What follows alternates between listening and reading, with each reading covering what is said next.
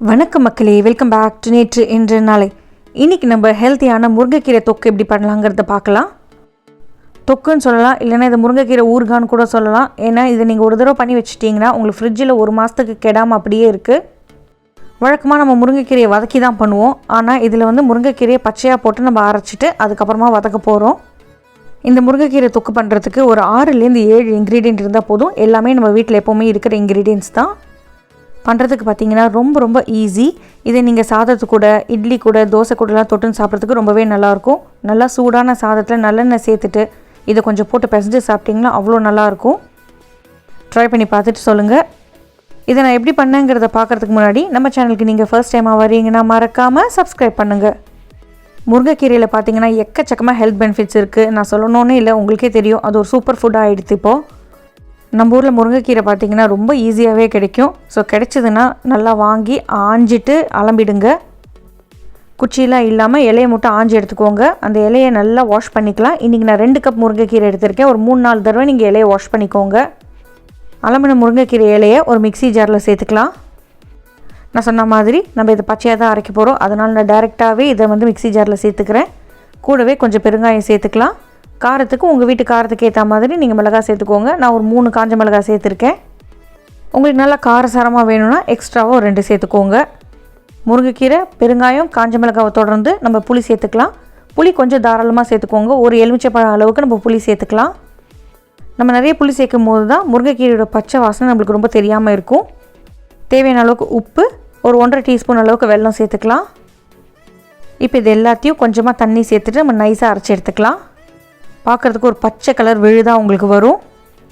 அரைக்கும் போது பயங்கரமாக பச்சை வாசனை வருங்க. பயந்துராதீங்க. நம்ம அப்புறமா குக் பண்ண அந்த பச்சை வாசனை போயிடும்.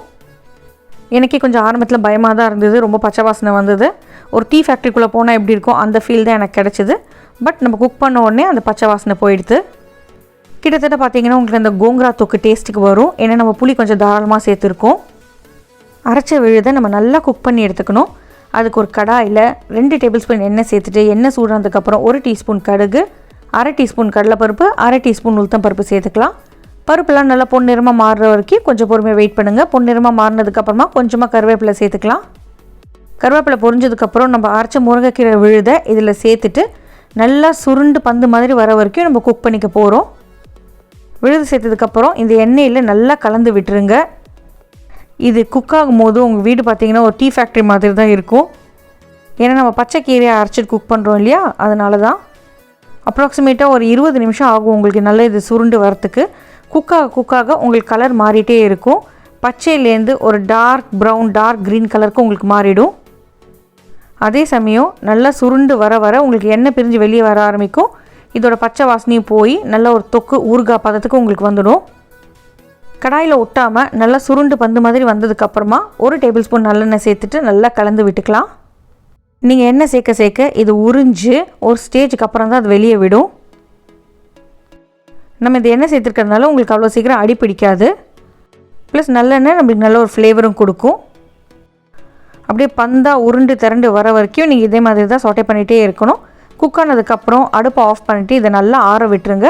ஆறுனதுக்கப்புறம் தண்ணி இல்லாமல் காஞ்ச ஒரு கிளாஸ் ஜாடியில் போட்டு நீங்கள் ஃப்ரிட்ஜில் வைக்கலாம். ட்ரை கண்டெய்னரில் வச்சிங்கன்னா உங்களுக்கு எப்போவுமே ஷெல்ஃப் லைஃப் நல்லாயிருக்கும். ட்ரை பண்ணி பாருங்கள். ட்ரை பண்ணி பார்த்துட்டு எப்படி இருக்குன்னு சொல்லுங்கள். இது நீங்கள் செஞ்சு கொடுத்தீங்கன்னா இது முருங்கைக்கீரையில் பண்ணதுன்னு யாருமே கண்டிப்பாக நம்ப மாட்டாங்க. இந்த வீடியோ உங்களுக்கு பிடிச்சிருந்தா நம்ம சேனலுக்கு நீங்கள் ஃபர்ஸ்ட் டைமாக வரீங்கன்னா லைக் பண்ணுங்கள், ஷேர் பண்ணுங்கள், மறக்காமல் சப்ஸ்கிரைப் பண்ணுங்கள். இன்னொரு நல்ல வீடியோவோட உங்களை நான் நாளைக்கு சந்திக்கிறேன். Until then, take care, bye bye, thanks for watching.